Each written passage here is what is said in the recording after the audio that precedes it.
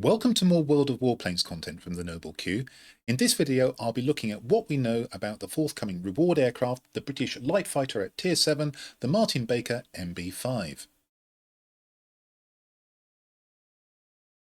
Hello there, and if you're watching in October 2023, then the exciting recent news is that there is an update for World of Warplanes, update 2.1.24, or patch if you prefer. And this patch brings with it another new reward aircraft, the Martin-Barker MB.5, and here is the World of Warplanes team's page on that plane.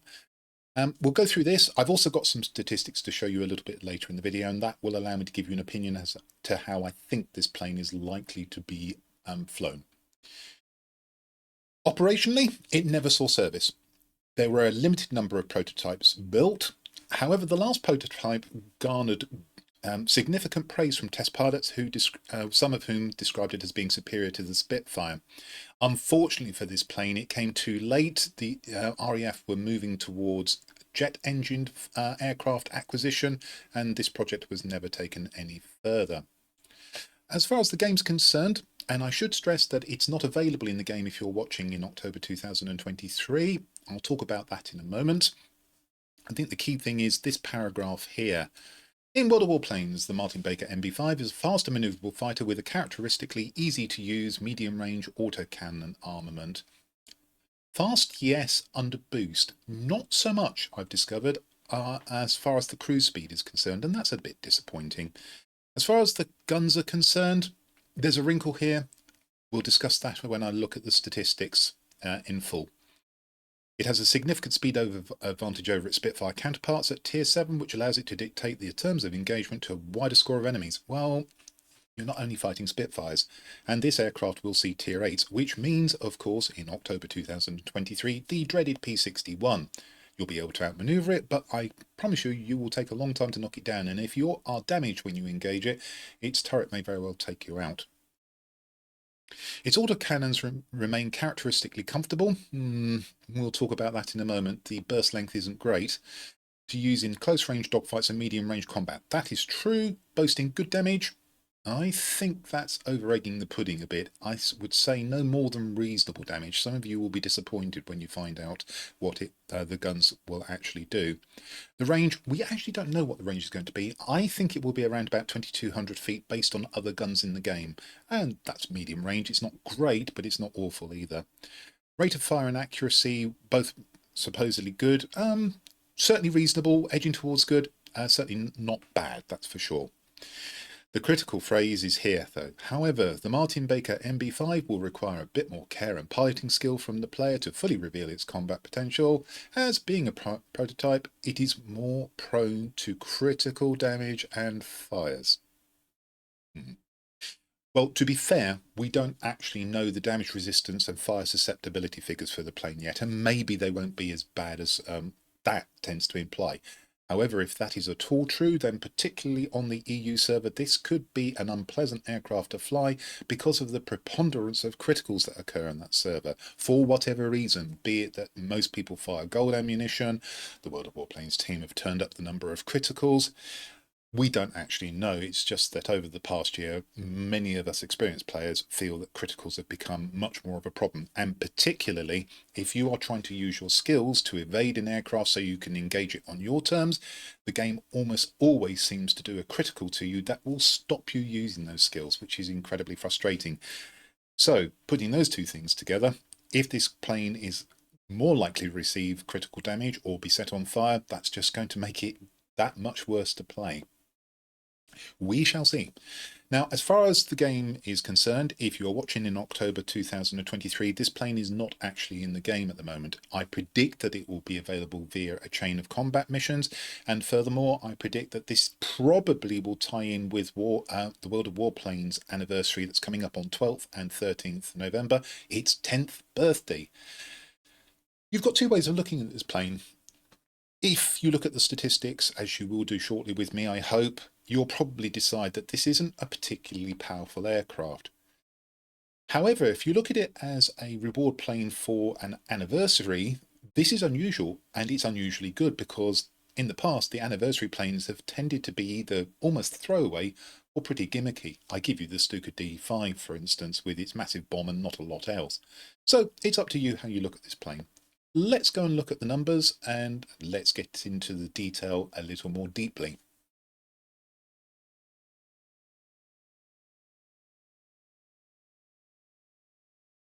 Here we have the spreadsheet showing the statistics for all of the Tier 7 aircraft. That is the base statistics before you modify them with your choices on equipment, pilot skills, consumables, even livery. Now, if you don't know how this spreadsheet works, there's a link in the video description below to another video. Go and have a watch of that. That will tell you what's going on here, and then you can come back. The MB5 is in columns C and D, and you may be a little bit surprised to see that right next to it, I've actually put the Meteor rather than the two Spitfires, the Tech Tree Spitfires. We'll do that in a moment, but there's a reason for that, and let's talk gun armament. At first blush, with 420mm Hispano cannons, you might think that this aircraft is going to be a pretty powerful hitter in the same way that the Meteor is a fairly powerful hitter because it's also got 420mm cannons. Not so. The problem is, and this is the wrinkle that I was discussing earlier in the video, the cannons on the Spitfire are Mark IIs. Those on the Meteor are Mark 5s. And that means that you're losing an awful lot of DPS. These are Tier 6 guns, not Tier 7 guns. And that means that you lose 25 DPS per gun, and that means that the Meteor has a very healthy 460 DPS, considerably outclassed by the K6 these days, of course, but at one time a really powerful armament at Tier 7 for a fighter, whereas the MB5 has only got 360. And if we bring the Spitfires along, you can see that that is barely any more than the cumulative DPS of the Spitfire 9 and the Spitfire 16, 10 DPS extra. Let's just step through the guns quickly. The DPS is 90, which is a full 25, as I've said, less than the Mark 5 cannons. Rate of fire is 400, 20 less than the Mark 5 cannons. Range we don't actually know. However, looking at the Tier 6s that have these Mark 2s, they have a range of 2,231 feet. I think it's a fair bet that these cannons will have a range of 2,231 feet as well. The auto-aim angle, that's the amount that you can be off target by, and the gain correctional aim for you is 2.5. This is fairly ordinary. You do sometimes see 3, but at least it's not worse than 2.5. The dispersion angle, that's the way the bullets or shells spread out as they leave the muzzle of the gun, is 0.6. This again is okay for cannons. However, the Spitfire Mark 5s have got 0.55, as you can see. Here's where I take issue with the World of Warplanes team describing the cannons as comfortable. Well, of course, it's a matter of opinion, but I think 5 seconds overheat is actually on the shortish side, and therefore you're going to have to manage these cannons fairly carefully, otherwise you will overheat them. With a shell velocity of 1240, you're going to have to give more lead at aircraft that are far away from you and banking than you would with the Mark 5s. I would describe these guns as serviceable at Tier 7. They're certainly not what I would describe as good, and of course they're nowhere near as powerful as those of the K6. In fact, barring the advantage that you haven't got mixed armament and therefore you won't be missing at long ranges at banking aircraft with one or other of your weapons groups, these guns are barely any better than the Tech Tree Spitfires, in my opinion. As far as survivability is concerned, we've got 300 hit points. That's fine as far as it goes. It's no worse than many of the other Tier 7 fighters. However, if you get in front of something with big guns, you're not going to last very long. Now, we don't know the damage resistance and fire resistance figures. We only have the implication in the World of Warplanes article that this aircraft is going to take critical damage more frequently and be set on fire more often than its counterpart Tech Tree planes. I suppose that means that these damage resistance and fire resistance figures will be lower. However, it wouldn't be the first time that we've been led up the garden path by a World of Warplanes article. We really will have to wait and see. What I will say is, if the fire resistance figure is anything below 40, and particularly if it's heading towards 30, as opposed to the 60 that you can see on the Spitfires here, that will probably cause me, and I think many of you, to decide on a change of approach to building the aircraft. At that point, I would probably be mounting a fire extinguisher. Some of you might choose instead to try and find a pilot or build a pilot with fire resistance and firefighter skills. One thing's for sure, it's not going to be as easy to mount a first aid dressing kit as it would be when you've got fire resistance figures of 60. We'll have to wait and see on that one, but I am a little bit worried about the figures here. We won't know those until the aircraft is close to being introduced into the game, and at that point I'll update you. Airspeed, well, yes, the World of Warplanes team have been true so far as boost maximums and speed is concerned. It's a lot faster than the Spitfire counterparts. And if you are chasing, for instance, a fleeing heavy, this extra speed under boost is going to be very welcome. The Spitfires can be lackluster in a pursuit, that's for sure. However, what the World of Warplanes team gives, it then takes away with the other hand, and the cruise speed is not brilliant. In fact, it's less than the Spitfires. It wouldn't surprise me if we might get a little bit of a boost, sort of buff to this aircraft mid-marathon, like we did with the Reggiani RE 2005. Although this probably being an anniversary plane, I think that's a bit less likely. Boost duration is 8 seconds, the same as the Spitfires. It's okay without being spectacular. Maximum dive speed is actually quite nice for this aircraft. Compared to the Spitfires, it's fairly high, but unfortunately, as you're going to see shortly, the altitude performance is a little bit of a disappointment as well, meaning that the dive speed is going to be less useful than it might be on an aircraft that performs like a P-51, for instance. Maneuverability, time to turn is 8.6 seconds, identical to the two Tech Tree Spitfires. It's got the roll rate of the Spitfire 16 with its clipped wings, 140, that's nice. However, the controllability figure is a little bit of a worry here. This means that when you give an instruction through your control surfaces to change the direction of the plane, it feels like this aircraft's going to slide a bit like a K6, and not quickly change direction in the nimble fashion that you would be expecting with Spitfires. So we'll have to wait and see how that feels. Stall speed seems to be a little bit high as well. Those of you who are accustomed to slamming on the brakes to try and make people overshoot you will find that you're stalling more quickly than you would in a Spitfire. Here's the altitude performance, and some of us, and I was one of them, were hoping for P-51 style performance to really make this an interesting aircraft. Sadly, no, we've got the same sort of performance, I believe, as we've got on the Spitfire 16, and that means this is going to be more of a low altitude dogfighter, not even a medium altitude dogfighter, than it is anything else. We do know that the maximum optimum altitude is 4,593 feet. I infer from that that the ceiling will be 11,155 feet, because these figures tend to be married and paired up by the World of Warplanes team in a fairly regimented fashion. So we'll wait and see, but I'm pretty confident that will be the case. Climb rate is fairly good at 440, certainly compared to the Spitfires.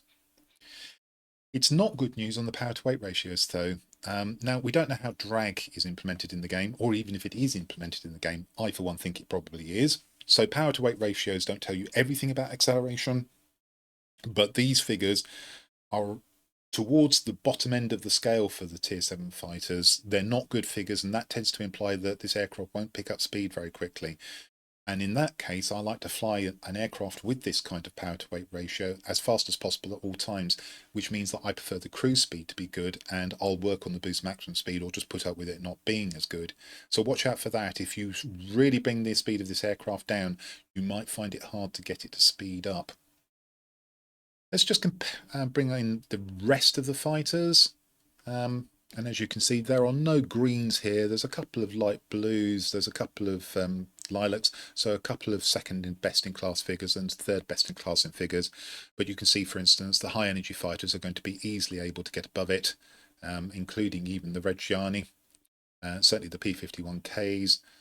The speed at 460, third best in class, well, that is welcome, but it's a single bright spot, I would say, on the aircraft. And there are some that will be better than it. For instance, the LA-9RD, provided you've got boost, its rocket will propel it more quickly. Same with the Yak-3RD, its rocket will propel it more quickly. And unsurprisingly, the Kostikov will fly away from it fairly easily as well. But that is a fairly nice boost maximum speed, that's for sure. The altitude performance is a bit sad. The maneuverability is Spitfire-like, and you begin to see that this is probably going to be a dogfighter. If we look just a bit further along the line, some of you may want to try and capture this. So there you go, that's all of the aircraft, and you'll be able to compare the figures aircraft by aircraft if you wish. Worst in class figures, well, we don't know anything about the survivability figures down here. Let's just open that up. see that the 300 points is neither here nor there. Boost duration, sort of on the lower side, unfortunately. We don't know anything about these figures here. And we can see that the altitude performance is fairly poor as well. And although these aren't coloured red in any fashion, I'm pretty sure they're around the 5th or 6th worst set of figures amongst all of the fighters. Now that I've looked at the statistics for the MB.5, I think it's going to offer more turn fighting in the style of the 2 Spitfires at Tier 7, particularly the Spitfire 16. There is the bonus that the extra boost speed will allow you to pursue heavies more effectively. It's not going to be a game-breaking aircraft, and it's going to struggle to do well in Tier 8 games. Experienced players will probably be disappointed with the lack of firepower and also the altitude performance. We could have had Meteor-style firepower, for instance, with P-51-style performance, and that would have been an interesting aircraft. Having said that, if this is tied in with the World of Warplanes' 10th birthday, this is going to be the best anniversary reward aircraft that I can remember. Well, I hope that you found that helpful, and that if you did, you'll come and see my future content. But until then, this is the Noble Q, signing off.